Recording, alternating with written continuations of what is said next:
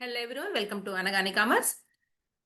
Students, part 2 video అండి ఇప్పుడు చేయబోయేది. ప్రీవియస్ వీడియోలో పార్ట్ 1 చేసాము.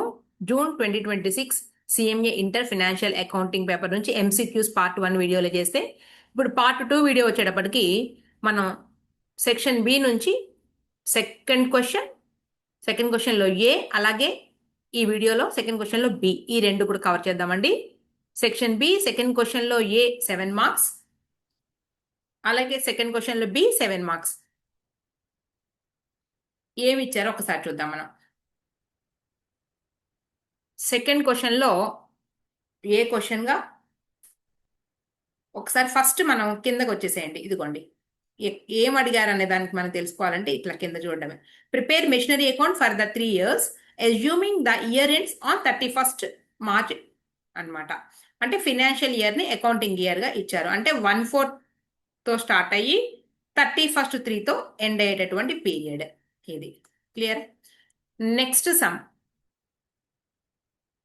బిలో వచ్చేటప్పటికి ఏం అడిగారో సార్ కిందకు వచ్చేయండి. You are required to pass rectification entries and prepare suspense account. Rectification of entries నుంచి అడిగారండి. 7 + 7 14 మార్క్స్. చూద్దాం మనం. ఫస్ట్ డిప్రిసియేషన్ ఏం అడిగారు, సింపుల్ ప్రాబ్లమా లేదా ఎలా ఉందో. On 1st April 2023 Sandeep limited. ఇక్కడ 1st April అన్నారు అంటేనే మనకి ఇక్కడ అకౌంటింగ్ పీరియడ్ ఫినాన్షియల్ ఇయర్ కాబట్టి మెషిన్ని స్టార్టింగ్లోనే కొన్నారు. అకౌంటింగ్ పీరియడ్ స్టార్ట్ అవ్వగానే కొన్నారని అర్థం. అంటే 3 months తర్వాత 6 months తర్వాత కొనలేదు. Purchase a machine for 66,000 and spent 5,000 rupees on shipping and forwarding charges. Next 7,000 rupees as import duty, 1,000 for carriage and installation, 500 as brokerage and 500 for an iron pad. ఇవల్ల కూడా వాళ్ళు spend చేశారంట. ఎప్పుడు మెషిన్ని కొని ఇంటికి తీసుకురావడం కోసం. తర్వాత it was estimated that the machine will have a scrap value of 5,000 rupees. ఇక్కడ స్క్రాప్ వాల్యూ ఇచ్చారు. తర్వాత at the end of it's useful life which is 15 years, 15 ఏళ్ల పాటు పనిచేస్తుందని ఎస్టిమేట్ చేశారు కొన్నప్పుడే. On 1st January 2024 repairs and renewals. అంటే ఎప్పుడండి? 2023లో కొన్నటువంటి మెషిన్ ఒక 1 year అయిపోయిన తర్వాత, 1 year లేదా 9 months అయిపోయిన తర్వాత 2024లో రిపేర్ చేయించారంట, 3,000 రూపీస్. తర్వాత on 1st October 2025 the machine was sold for 50,000 rupees. దాన్ని అమ్మేశారు లాస్ట్కి. ఇక ఒక మెషినే అండి, ఇక్కడ రెండో మెషిన్ మూడో మెషిన్ లేదు, ఒక మెషినే ఉంది. దాన్ని అమ్మేశారు అనగానే మనకి మెషిన్ అకౌంట్ క్లోజ్ అయిపోతుంది. వచ్చినటువంటి బ్యాలెన్స్ ఏదైతే ఉందో ప్రాఫిట్ ఆర్ లాస్ అకౌంట్కి మనం ట్రాన్స్ఫర్ చేస్తాం. ప్రాఫిట్ ఆర్ లాస్ అంటే ఇప్పుడు మనం ఈ అకౌంట్ వేయడం ద్వారా ప్రాఫిట్ ఆర్ లాస్ కనుక్కుంటున్నాం అనమాట. రైట్? మరి మెథడ్ ఏం చెప్పలేదు కదా అంటారు మీరు.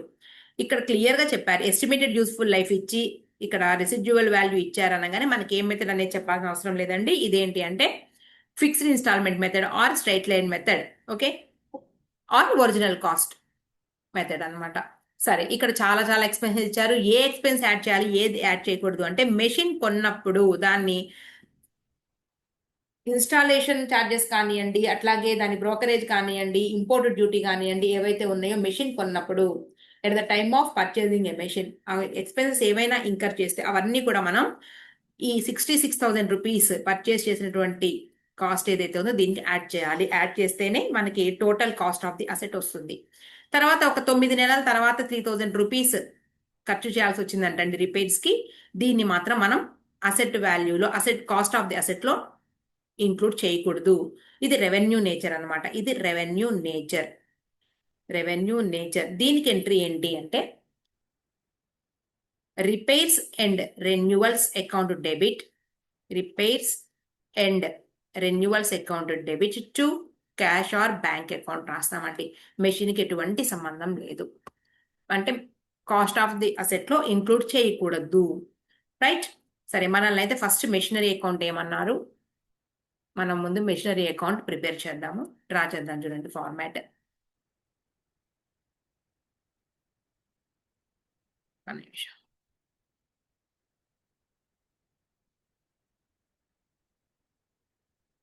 చాలా బేసిక్ లెవెల్ ప్రాబ్లం అండి ఇది. ఈజీగా చేసి ఉంటారు అనుకుంటున్నాను మీరందరు ఎగ్జామ్లో.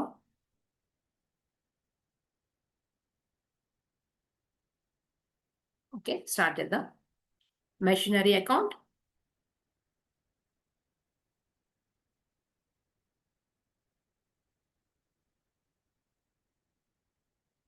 First 1/4/2023 to cash or bank account. Cost of the asset మనం ఇక్కడ అసెట్ ఏం చేద్దాం. Total cost of asset 66,000 rupees plus 5,000, 7,000, 1,000.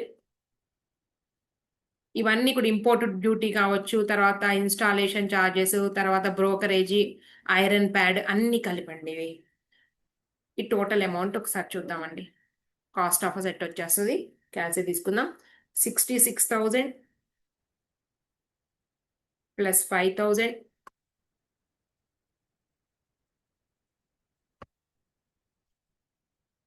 66,000 plus 5,000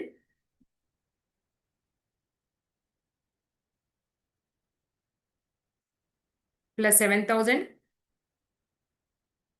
plus 1,000 plus 500 plus 500.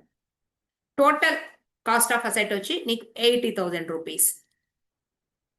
Okay, right. ఇక్కడ ఎంటర్ చేసేద్దాం 80,000 రూపీస్.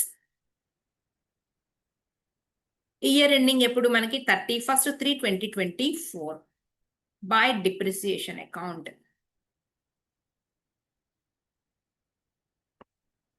ఈజీ. ఇది మనకి ఇంటర్మీడియట్ సెకండ్ ఇయర్లో ఉండే బేసిక్ ప్రాబ్లం. సరే, ఇప్పుడు మనకి రేట్ ఆఫ్ డిప్రిసియేషన్ ఇవ్వలేదండి. రేట్ ఆఫ్ డిప్రిసియేషన్ ఇవ్వలేదు అన్నప్పుడు మనకి ఇన్ఫర్మేషన్ ఇచ్చారు. ఇది fixed instalment method. Annual depreciation మనం కనుక్కోవడానికి ఇన్ఫర్మేషన్ ఇచ్చారు. Annual depreciation is equal to total cost of asset by minus scrap value by estimated useful life. Total cost of asset వచ్చేటప్పటికి పైన మనం అసెట్ ఏం చేసాము, 18,000 minus scrap value at the end of the 15 years 5,000 rupees సమ్లో ఇచ్చారండి. Estimated useful life 15 years. So మనకు answer వచ్చేటప్పటికి ₹5,000 is a annual depreciation. సంవత్సరానికి 5,000. ఒక్కసారి రేట్ ఆఫ్ డిప్రిసియేషన్ కూడా కనుక్కుందాం మనం. Rate of depreciation is equal to annual depreciation by total cost of asset into 100. So annual depreciation ₹5,000 by total cost of asset 80,000 into 100, 6.25% వస్తుందండి ఇది. ఇప్పుడు మనం సమ్లోకి వెళ్ళిపోదాము. యాన్యువల్ డిప్రిసియేషన్ వచ్చేటప్పటికి మనకి 5,000 రూపీస్. దీన్ని రేటుతో క్యాల్కులేట్ చేసినా కూడా మనకి అదే వస్తుంది. ఇదిగోండి 6.25% ఆఫ్ 80,000 క్యాల్కులేట్ చేసుకోండి, సేమ్ ఆన్సర్ వస్తుంది. అయిపోయిందండి, ఒక year complete. 80,000 rupees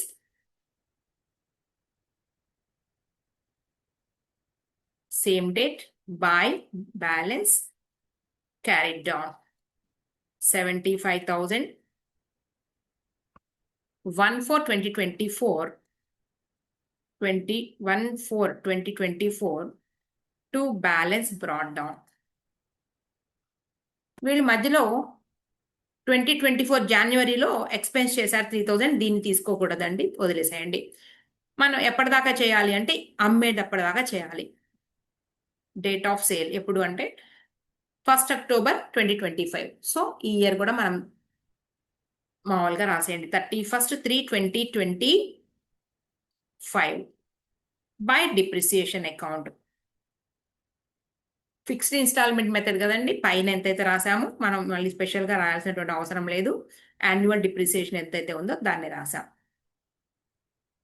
75,000, 75,000, 70,000 rupees. Balance carried down. Same date. By balance carried down 70,000. 1/4/2025 to balance brought down. ఈ 2025లో ఏమైంది చూద్దాం. అక్టోబర్ ఎప్పుడు అది ఫస్ట్కి, అక్టోబర్ ఫస్ట్కి అంటే మనం 1/4/2024లో ఇప్పుడు బ్యాలెన్స్ బ్రాట్ డౌన్ చేసాము. 1/4/2024 అంతేనా? 1/4/2025 అంటే ఏప్రిల్ మంత్ నుంచి 1 అక్టోబర్ వరకే మెషిన్ ఉంది. 1 అక్టోబర్ అంటే మీనింగ్ ఏంటి అంటే అక్టోబర్ని కౌంట్ చేయొద్దు. 1వ తారీఖున ఆ మెషిన్ అమ్మేశాం కాబట్టి సెప్టెంబర్ 30th వరకే మెషిన్ ఉంది. అంటే 9th మంత్ వరకే ఉందండి. 30th సెప్టెంబర్ 2025 వరకు మాత్రమే మెషిన్ ఉంది. సో ఎన్ని మంత్స్ వస్తుందంటే నీకు 6 మంత్స్. 6 మంత్స్కి డిప్రిసియేషన్ క్యాల్కులేట్ చేయాలి మనం. బై డిప్రిసియేషన్ ఎప్పుడు అమ్మేశారు ఆ డేట్ వేసుకోండి. 31st రాయాల్సిన అవసరం లేదు. ఫస్ట్ 10 అంటే అక్టోబర్ 25 బై డిప్రిసియేషన్ ఓన్లీ 6 మంత్స్కే. ఫిక్స్డ్ ఇన్స్టాల్మెంట్ మెథడ్ అంటే 80 లేదా ఒరిజినల్ కాస్ట్ మెథడ్ అంటే అర్థం ఏంటి? ఒరిజినల్ కాస్ట్ 80,000 మీదే రాయాలి. WDV కాదు కదా ఇది. 80,000 ఇంటూ 6/12 ఇంటూ 6.25 మనకు తెలిసిందే సగం 2,500 క్యాల్కులేట్ చేసుకోండి కావాలంటే. సేమ్ డేట్ని అమ్మేశారు. 1/10/25 బై బ్యాంక్ అకౌంట్. చూసుకోండి సమ్లో 50,000 రూపీస్ వచ్చినాయి. ఇంకా అయిపోయింది. మనకి ఇక్కడ ఇంకో మెషిన్ లేదు కాబట్టి బ్యాలెన్స్ ఏదైతే వస్తుందో మనం లెస్ చేస్తే అదే మనకి లాస్ ఆర్ ప్రాఫిట్ అవుతుంది. మనకి డెబిట్ సైడ్ ఎక్కువ ఉంది 70,000 రూపీస్. ఈ రెండింటిని లెస్ చేస్తే 17,500 రూపీస్ వస్తుంది. ఒకసారి చెక్ చేసుకోండి. ఇక్కడ మనం 31st 3/26 రాసుకుంటాం. By P&L account loss. మీరు అనొచ్చు లాస్ అని ఎలా చెప్తున్నారు మేడం? ఒకసారి చెప్తా చూడండి. మెషిన్ బుక్ వాల్యూ కనుక్కోవాలి. ఎప్పుడు? At the date of sale. Book value at the date of sale, book value of the asset. అమ్మే రోజున asset value, asset book value ఎంత చూద్దామండి. మొత్తం 80,000 rupees total cost of the asset 80,000 అవునా? Total depreciation మనం less చేయాలి. ఇదిగోండి ఇది మీకు అర్థం కావడానికి చెబుతున్నా అంతే. Total cost of asset 80,000 less depreciation. Total depreciation అంటే అర్థం. టోటల్ డిప్రిసియేషన్ ఎప్పుడండి అది? At the time of sale. At the time of sale అమ్మేటప్పటికి టోటల్ డిప్రిసియేషన్ వచ్చేటప్పటికి 5,000 తర్వాత 2,500 రూపీస్. ఈ మొత్తం యాడ్ చేస్తే 12,500 రూపీస్ లెస్ చేసుకున్నాము. ఇంకా రిమైనింగ్ వాల్యూ 67,500 రూపీస్. ఇదేంటండి? Book value of asset. ఎప్పుడు అంటే అమ్మే రోజున ఉన్నటువంటి విలువ. మరి ఎంత అమ్మాము దీన్ని మనం? సేల్ వాల్యూ వచ్చేటప్పటికి 50,000 రూపీస్. ఇదేంటి? Sale value. సో మనకి 67,500 రూపీస్ ఉన్నటువంటి అసెట్ని అమ్మితే 50,000 వచ్చింది. సో 12,500 మనకి లాస్. 17,500 రూపీస్. ఇదేంటి అంటే లాస్. ఇంతే. ఇది అర్థం కావడానికి కోసం మీకు వేశాను స్టెప్. ఇది క్లియరా? ఇది మనకు ఆన్సర్. నెక్స్ట్ సమ్ చూద్దాం. ఎప్పుడైనా సరే ఇప్పుడు మనం ఈ మెషినరీ అకౌంట్ అని మొదలు పెట్టాం కదండి. ఇక్కడ మనం ప్రతి సమ్కి ఇలా రాసుకోండి. Section B. Okay. Question number 2లో మళ్ళీ ఏంటి? B, sorry A. ఎప్పుడు కూడా ఎగ్జామ్ పేపర్లో క్వశ్చన్కి ఇలా రాయండి. ఎప్పుడు ఎవ్రీ క్వశ్చన్ కూడా ఒక ఫ్రెష్ పేపర్లో బిగించేయాలి. నెక్స్ట్ చూద్దాం. B. The books of accounts of Advik Company Limited for the year ending 31st 3/2026 were closed with a difference of 21,510 in the books, and the same had been carried forward. The following errors were detected subsequently. ఈ 21,510 అనేది మనకి debit side balance ఆ credit side అనలేదండి, మనం exemption తీసుకుని రాసుకోవడమే. ఇక్కడ ఒక విషయం గమనించాలి, books of accounts Advik limited for the year ending were close చేశారటండి. ఇక్కడ రెక్టిఫికేషన్ ఆఫ్ ఎర్రర్స్ లో మనకి ఒక పాయింట్ మీకు క్లియర్గా చెప్పాలి నేను. Stages of locating or stages of detecting the errors. మనం ఎర్రర్ జరిగిందని ఏ స్టేజ్లో లొకేట్ చేశాము అనేది చాలా ఇంపార్టెంట్ అన్నమాట. దాంట్లో 3 స్టెప్స్ ఉన్నాయి, 3 స్టేజెస్. ఒకటేంటి, before preparation of trial balance. Trial balance prepare చేయడానికి ముందే లొకేట్ చేస్తే ఎలా ట్రీట్ చేస్తే ఎలా రాస్తాము. లేదు, after preparation of trial balance before financial statements. అంటే ఏంటి, ట్రయల్ బ్యాలెన్స్ ప్రిపేర్ చేసేసాము, దాని తర్వాత చూసామండి ప్రిపేర్ చేసినాక. అంటే ఏంటి, trading and P&L account and balance sheet వేయక ముందు అని అర్థం. తర్వాత మూడోది వచ్చేటప్పటికి after preparation of financial statements. అంటే ట్రేడింగ్ అండ్ P&L అకౌంట్ వేసేసాము, బ్యాలెన్స్ షీట్ అయిపోయిందండి. సో అలాంటి ఎర్రర్స్ ఏవైతే ఉన్నాయో వాటిని రెక్టిఫై చేసేటప్పుడు ఏమంటాము అంటే నెక్స్ట్ అకౌంటింగ్ పీరియడ్ లో మనం వాటిని రెక్టిఫై చేస్తాం కాబట్టి నెక్స్ట్ అకౌంటింగ్ పీరియడ్ ఎర్రర్స్ అంటామండి. నేను రెక్టిఫికేషన్ ఆఫ్ ఎర్రర్స్ అనేది చాప్టర్ గురించి క్లియర్ గా చెప్పాను, నేను మీకు దాన్ని డిస్క్రిప్షన్ లో లింక్ ఇస్తాను. అలాగే డిప్రిసియేషన్ కూడా అండి, నేను ఎవ్రీ ప్రాబ్లం కూడా మనం కంప్లీట్ చేసామన్నమాట, బోర్డ్ బుక్ CMA వాళ్ళది. సో ఇప్పుడు మనం చేస్తున్న సమ్ ఏంటి అంటే అకౌంటింగ్ బుక్స్ క్లోజ్డ్ అన్నాడు, క్లోజ్ అయిపోయినాయి అంట. సో నెక్స్ట్ అకౌంటింగ్ పీరియడ్ కి మనం చేస్తున్నాం. నెక్స్ట్ అకౌంటింగ్ పీరియడ్ అనగానే ఏంటంటే ప్రాఫిట్ అండ్ లాస్ అసెర్టైన్ చేసేసి ఉంటాం కాబట్టి మనం ఏదైనా సరే డిఫరెన్స్ ఏదైతే ఉందో ప్రాఫిట్ మీద ఇంపాక్ట్ చూపించిన వాటిని మనం P&L అడ్జస్ట్మెంట్ అకౌంట్ కి ట్రాన్స్ఫర్ చేసి మనం దాన్ని సరి చేస్తాం అన్నమాట. సపోజ్ ఒక ఎగ్జాంపుల్ చెప్తున్నా మీకు, ఏంటంటే ఇప్పుడు P&L అడ్జస్ట్మెంట్ అకౌంట్ కూడా వేటికి వస్తుంది అంటే నామినల్ నేచర్ ఐటమ్స్ ఏవైతే ఉంటే, nominal or revenue nature items ఏవైనా ఉంటే గనక వాటికి సంబంధించి P&L అడ్జస్ట్మెంట్ అకౌంట్ తీసుకురావాలి.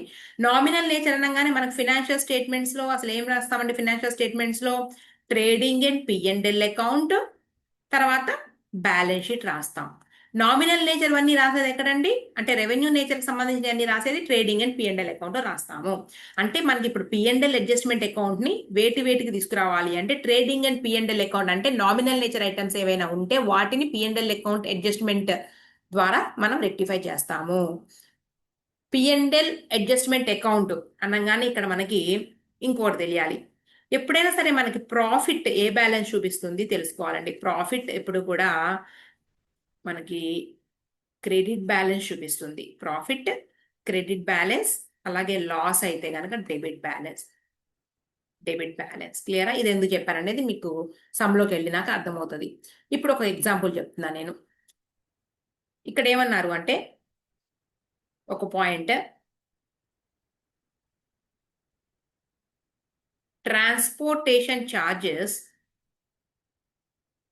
లేదంటే మనం ఇంకా సింపుల్గా అర్థం కావాలి పర్చేజెస్ తీసుకుంటానండి. Purchases 1,000 rupees or under casted. పైన ఏమన్నారు అంటే బుక్స్ క్లోజ్ అయిపోయిన తర్వాత ఈ అకౌంట్స్ ఈ మిస్టేక్స్ లొకేట్ చేశారన్నారండి. ఏంటి అది మిస్టేక్ అంటే purchases 1,000 rupees or under casted. ఇప్పుడు బుక్స్ క్లోజ్ అయినాయి కాబట్టి ప్రాఫిట్ మీద ఇంపాక్ట్ పడుతుంది, అదొకటే మనం ఆలోచించాలి. ప్రాఫిట్ మీద ఇంపాక్ట్ పడింది అంటే పర్చేజెస్ 1,000 రూపీస్ తక్కువగా ఎంటర్ చేయడం వల్ల ఆ ప్రాఫిట్ ఇంక్రీజా డిక్రీజా చూసుకోవాలి.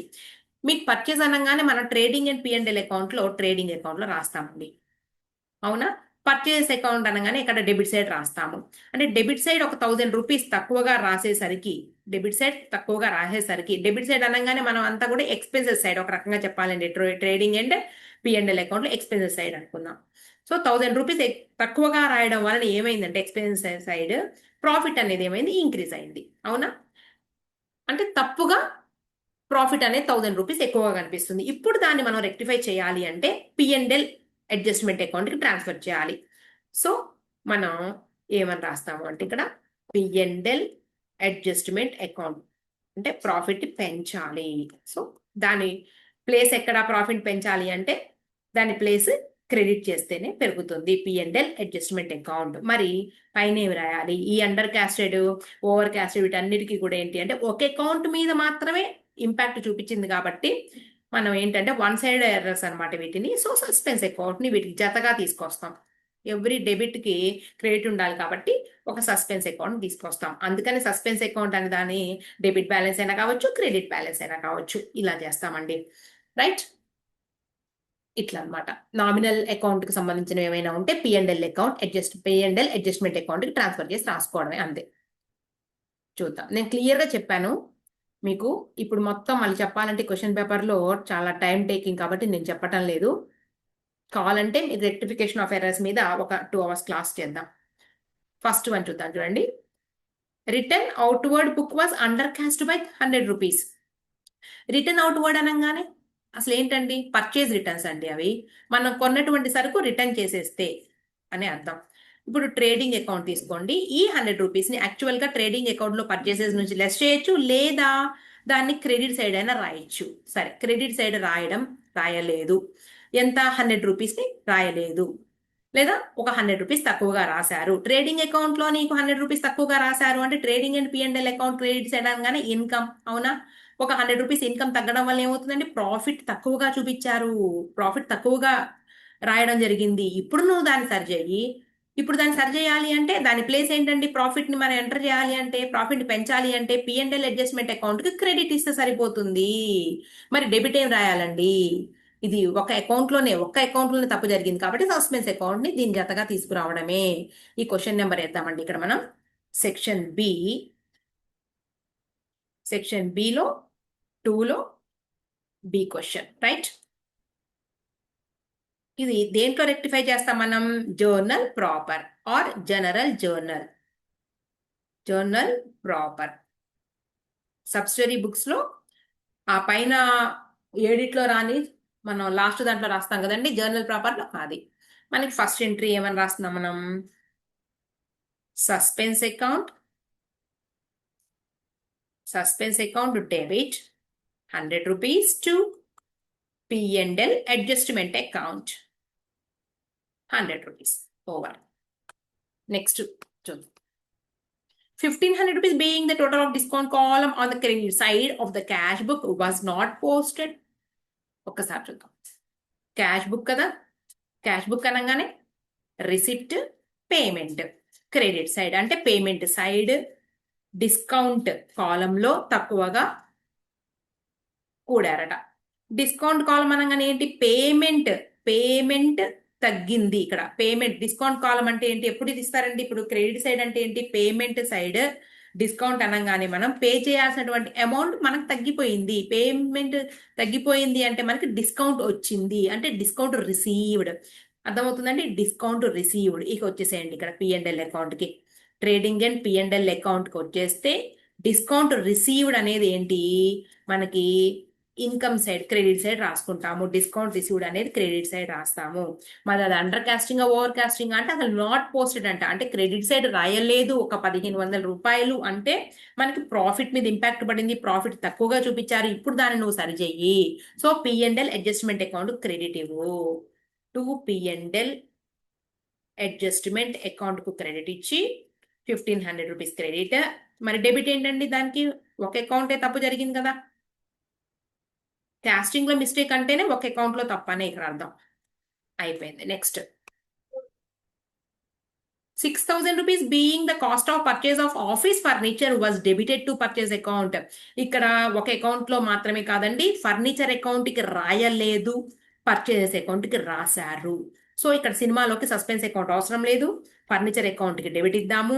మరి పర్చేస్ అకౌంట్ క్రెడిట్ ఇవ్వడం కాదండి. మామూలుగా మనం ఏంటి అంటే ఈ locating the errors trial balance కు సంబంధించి మనకి ట్రయల్ బ్యాలెన్స్ తర్వాత మనకి ముందంటే కనుక మనం ఏం చేస్తామంటే పర్చేస్ అకౌంట్ ని తీసుకొస్తాం ఎంట్రీలోకి. ఇక్కడ ఏం చేయాలి మనం? పర్చేస్ అనగానే ట్రేడింగ్ అండ్ P&L అకౌంట్ లో మనం ట్రేడింగ్ అకౌంట్ లో రాస్తాము. నామినల్ నేచర్ అనగానే P&L అకౌంట్ అడ్జస్ట్మెంట్ అకౌంట్ అనేది సినిమాలోకి రావాలి. అయితే పర్చేసెస్ గా రాయడం వలన అంటే ఒక ఎక్స్పెన్స్ గా చూపించడం వలన మన ప్రాఫిట్ ఏమైందండి? తగ్గిపోయింది. దాన్ని మరి ఇప్పుడు నువ్వు ఎంటర్ చేయి. సో ఫర్నిచర్ ఇవ్వవలసినటువంటి డెబిట్ ఫర్నిచర్కి ఇచ్చే. చూడండి సింపుల్ గా ఉంటుంది, అర్థం చేసుకుంటే విడగొట్టుకుని నేర్చుకోవాలి. Furniture account debit 6,000 rupees to purchases రాయకూడదు, P&L adjustment account 6,000 rupees over. తర్వాత a credit sale of 760 rupees was wrongly posted as 670 to the customer's account in the sales ledger. ఇక్కడ జరిగింది ఏంటి అంటే సేల్స్ కి తక్కువగా రాశారు, సేల్స్ కి ఎక్కువగా రాశారు సేల్స్ అకౌంట్ కి అని చెప్పటం లేదు. కస్టమర్ అకౌంట్ లో మాత్రమే తప్పు జరిగింది, కస్టమర్ అకౌంట్ లో మాత్రమే తప్పు జరిగింది. ఓ క్లియరా? ఇక్కడ మనం నామినల్ నేచర్ నేమ్ పట్టుకురావాల్సిన అవసరం లేదు. కస్టమర్ అకౌంట్, ఒక పర్సనల్ అకౌంట్ లో తప్పు జరిగిందండి. సో మనం కస్టమర్ డెటార్ అందాము. ఆ డెటార్ అకౌంట్ లో 90 రూపీస్ తక్కువగా రాశారు. యాక్చువల్ గా ఎంట్రీ ఏం రాస్తామండి మనం డెటార్స్ కి? సేల్ చేస్తే debtors account debit to sale account రాస్తాం, అవునా? ఇక్కడ మనకి ఓన్లీ డెటార్స్ అకౌంట్ లో మాత్రమే తప్పు జరిగింది కాబట్టి మనం ఈ 90 రూపీస్ ఒక డెబిట్ కి మన క్రెడిట్ తీసుకురావాలి. సో సస్పెన్స్ అకౌంట్ కి రాసుకుంటే సరిపోతుంది. PL adjustment, P&L adjustment account తో సంబంధం లేదు. 90 రూపీస్ తక్కువగా రాశారు డెటార్స్ అకౌంట్ లో. డెటార్స్ అకౌంట్ డెబిట్, సో మనం ఇవ్వాల్సినటువంటి ప్లేస్ దానికి డెటార్స్ ప్లేస్ డెబిటే కాబట్టి debtors account debit to suspense account. Sales మనం సేల్స్ గా ట్రీట్ చేసుకుని P&L అకౌంట్ ని తీసుకురావద్దు, P&L అడ్జస్ట్మెంట్ అకౌంట్ ని. ఎందుకు అంటే క్లియర్ గా చెప్పారు, ఓన్లీ కస్టమర్స్ అకౌంట్ అనే మనం ఇక్కడ అజెంప్షన్ తీసుకోవాలి. కస్టమర్ అకౌంట్ లో మాత్రమే పడలేదు. 90 రూపీస్ అండి difference. 760 minus 6,970 90 rupees. Next, the sale account was under casted 10,000 rupees being the carry over mistakes in the sales day book. Sales account లో అండర్ క్యాస్ట్ అంట, సేల్స్ అనగానే మళ్ళీ వచ్చేసిందండి నామినల్ నేచర్, అవునా? ట్రేడింగ్ అకౌంట్ లో credit side రాస్తాము. So మనకి ఏమైందంటే తక్కువగా రాయడం వలన, తక్కువగా యాడ్ చేయడం వల్ల, క్యాష్ చేయడం వల్ల ఏమైందంటే ప్రాఫిట్ అనేది తగ్గిపోయింది. So suspense account debit, suspense account debit 10,000 rupees to profit మళ్ళా మనం ఎంటర్ చేయాలి అంటే ఇవ్వాల్సిన ప్లేస్ ఇవ్వడమే. 10,000 రూపీస్ అయిపోయింది. నెక్స్ట్ ఇంకొకటి last one.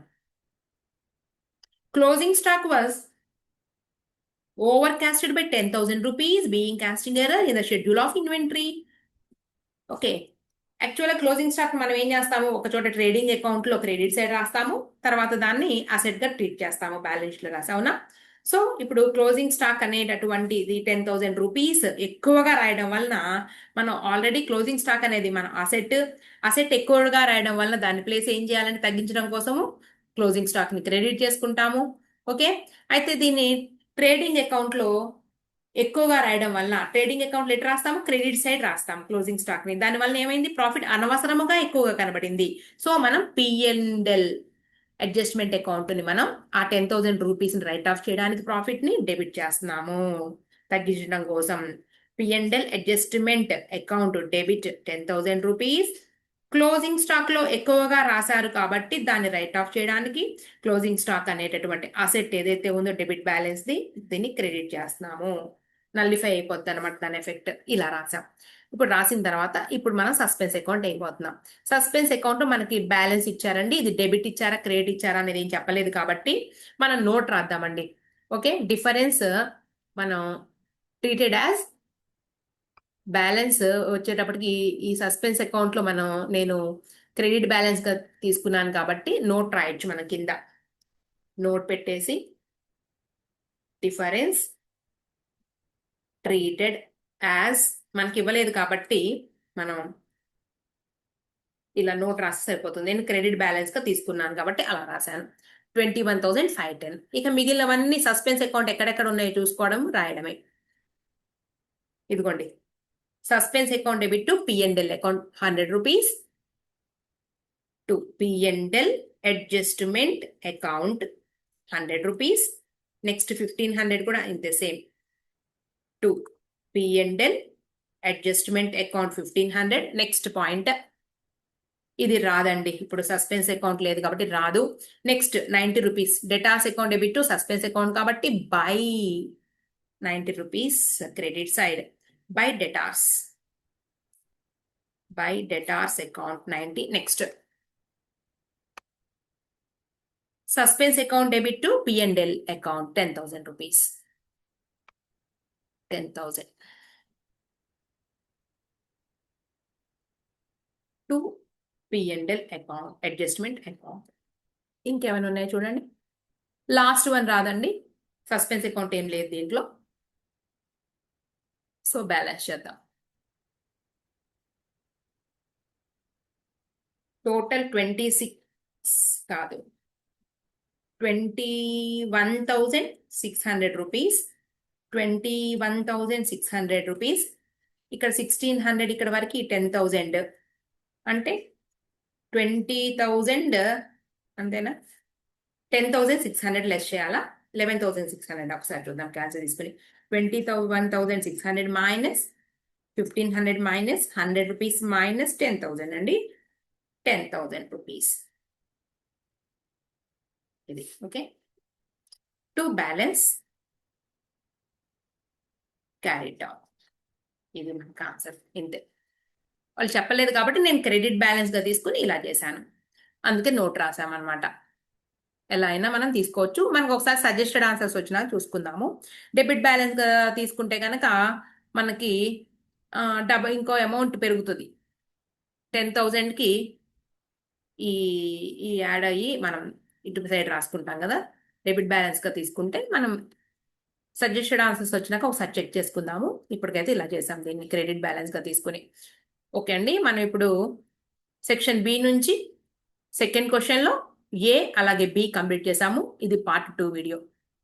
Okay students, next part 3 వీడియోలో నెక్స్ట్ ప్రాబ్లంతో వద్దాం మనం.